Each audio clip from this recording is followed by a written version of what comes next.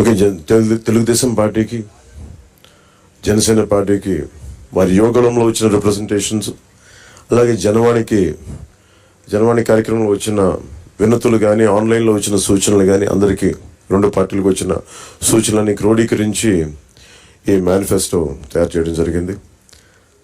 ముఖ్యంగా రాష్ట్ర ప్రజల నేటి అవసరాలను తీరుస్తూ రేపటి ఆకాంక్షలకు సాకారం చేసే ఈ మేనిఫెస్టోని కూటమి ప్రభుత్వం పరిశుభ్రంగా దీన్ని అమలు చేస్తుంది. దీంట్లో ముఖ్యమైన అంశాలు ఏమేమి తీసుకున్నామంటే, ఆంధ్రప్రదేశ్ ప్రజల భవిష్యత్తు ఆల్మోస్ట్ కత్తి మనపైన వేలాడుతూ ఉంది. ప్రపంచంలోనే అత్యంత శక్తివంతమైన తెలుగు జాతి నేడు ఆంధ్రప్రదేశ్ పరిస్థితిని చూసి తలదించుకుంటుంది. లూటీ కోసమే 13 లక్షల కోట్లు అప్పు చేసి రాష్ట్ర ఆర్థిక వ్యవస్థను దివాళా తీయించారు. గత 5 ఏళ్లుగా అన్ని రంగాల్లో రాష్ట్రం తిరోగామి దిశలో పయనిస్తున్నది.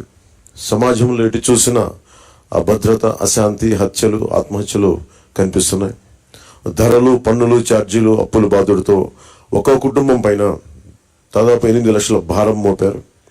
10 రూపాయలు ఇచ్చి 100 రూపాయలు కొట్టేస్తూ పొద్దున్నే పథకం కింద డబ్బులు ఇచ్చి సాయంత్రం సారా కింద పట్టుకెళ్ళిపోయే ఈ ప్రభుత్వం చేస్తూ ఉన్నారు. పట్టభద్రుల నిరుద్యోగంలో 24%, దేశంలోనే ఏపీ మొదటి స్థానంలో ఉంది. రైతుల ఆత్మహత్యల్లో 3వ స్థానంలో, 18 ఏళ్లలోపు బాలికలపై జరుగుతున్న అత్యాచారాల్లో 2వ స్థానంలో ఉంది. పోలవరం నదుల అనుసంధానాన్ని గోదాట్లో ముంచేశారు. సంపద సృష్టి, ఉపాధి కల్పన కేంద్రమైన ప్రజా రాజధాని అమరావతిని విధ్వంసం చేశారు. SC, ST, BC, minority sub plan నిధుల్ని 1,00,000 కోట్లు దారి మళ్లించారు. ఇక అన్నా క్యాంటీన్లు కానీ, నిరుద్యోగ భృతి కానీ, పండగ కానుకలు లాంటి 100కి పైగా తెలుగుదేశం ప్రభుత్వ సంక్షేమ కార్యక్రమాలు రద్దు చేశారు. ముఖ్యంగా గత కొద్ది రోజులుగా నేను మాట్లాడుతాను ల్యాండ్ టైటిలింగ్ యాక్ట్ పేరు మీద. పట్టా పుస్తకాల మీద ఆంధ్రప్రదేశ్ రాజముద్ర తీసి జగన్ ఫోటో వేయించుకొని తన అచ్చరాకైన పనులు చాలా చేస్తూ లక్షలాది ఎకరాల ల్యాండ్ టైటిలింగ్ యాక్ట్ పేరు మీద లక్షలాది ఎకరాలని ప్రజల ఆస్తుల్ని కబ్జా చేస్తున్నారు. ల్యాండ్, శాండ్, వైన్, మైన్, గంజాయి, డ్రగ్స్, ఎర్రచందనం, రేషన్ బియ్యం మాఫియాలతో దాదాపు 8 లక్షల కోట్ల ప్రజాధనాన్ని కొల్లగొట్టారు. స్థానిక సంస్థల ఎన్నికల్లో బీసీ రిజర్వేషన్లని 10% కోత కోసి 16,800 రాజ్యాంగ పదవులకి బీసీలకి దూరం చేశారు. విషపూరిత మద్యం పోసి 35 లక్షల మంది ఆరోగ్యాలు నాశనం చేశారు. 30,000 మంది ప్రాణాలు తీసి వారి భార్యలకి పసుపు తాడులు మంట కలిపారు. గృహ నిర్మాణం పేరుతో పేదల్ని అప్పుల పాలు చేశారు. ప్రశ్నించిన ప్రతిపక్షాలు ఎస్సీ, ఎస్టీ, బీసీ, మైనారిటీల్ని 600 మందిని హత్య చేశారు. వివేకానంద రెడ్డి గారి హంతకుల్ని ఇంకా కాపాడుతూనే ఉన్నారు. స్థానిక సంస్థలకు కేంద్రం ఇచ్చిన 12,000 కోట్ల రూపాయలని దారి మళ్లించారు. గ్రామ పట్టణాభివృద్ధిని దెబ్బతీశారు దారి మళ్లించి. ఈ విధ్వంస పరిస్థితులను చక్కదిద్ది రాష్ట్రాన్ని గాడిలో పెట్టేందుకే ఎన్నికల రూపంలో ఒక అవకాశం మన ముందుకు వచ్చింది.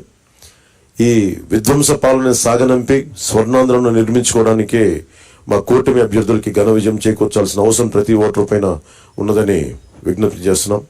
తెలుగుదేశం పార్టీ చేసిన సూపర్ 6, అలాగే జనసేన ప్రతిపాదించిన షణ్ముఖ వ్యూహం, ఈ మూడిటితో కలిపి ముందుగా మేము 12తో ప్రారంభించి ఈరోజు సంపూర్ణంగా అన్ని ఎస్సీ, ఎస్టీ, అన్ని రకాల వర్గాలకి, ముస్లిం మైనారిటీలకి, క్రిస్టియన్లకి, అన్ని సంఘాల వాళ్ళకి, అన్ని రంగాల వాళ్ళకి చాలా సమగ్రంగా ఏర్పడిన కూటమి ఇది మన ఈ మేనిఫెస్టో. ఇది ముఖ్యంగా దీంట్లో నేను మీ దృష్టికి తీసుకొచ్చేది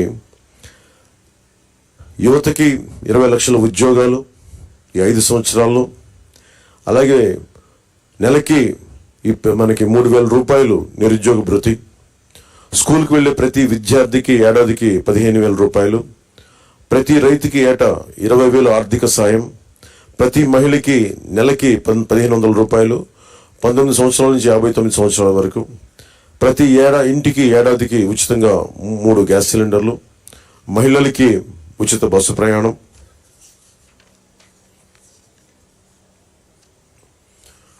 మత్స్యకారులకు సంబంధించి సముద్ర వేట విరామ సమయంలో మత్స్యకారులకు 20,000 రూపాయల ఆర్థిక సాయం, జీవో2 2017ని రద్దు చేస్తాం. బోట్ల మరమ్మతులకు కానీ, ఆధునిక కమ్యూనికేషన్లకు కానీ ఆర్థిక సాయం అందిస్తాం.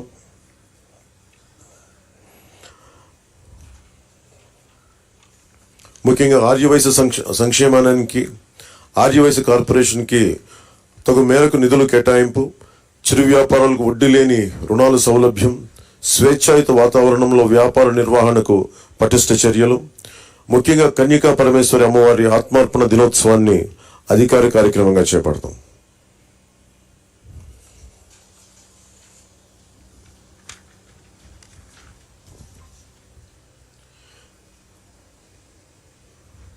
ఆక్వా రంగానికి సంబంధించి అవసరం ఉన్న జిల్లాల్లో 5,000 టన్నుల నిల్వ సామర్థ్యం కలిగిన కోల్డ్ స్టోరేజ్లు, అన్ని జోన్లో ఉన్న వారికి విద్యుత్ యూనిట్కి గతంలోలాగే ₹50 సరఫరా చేస్తాం.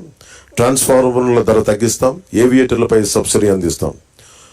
ఏ ఇసుక కోసం అయితే దోపిడీ చేసిందో జేపీ వెంచర్స్, దానికి ప్రజల నుంచి దాదాపు 39 మంది పైగా భవన నిర్మాణ కార్మికులు చనిపోయారు.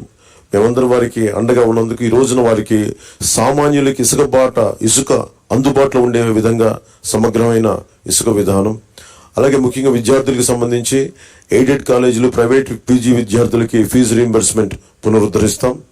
కాలేజీలకి రుసుము చెల్లించే సర్టిఫికేట్లు విద్యార్థులకు చిక్కులు లేకుండా చేస్తాం. ల్యాండ్ టైటిలింగ్ యాక్ట్ని రద్దు చేసి ప్రజలకి రక్షణ కల్పిస్తాం. మిగతావన్నీ చంద్రబాబు గారు తెలియజేసుకుంటారు, గౌరవ మాజీ ముఖ్యమంత్రి.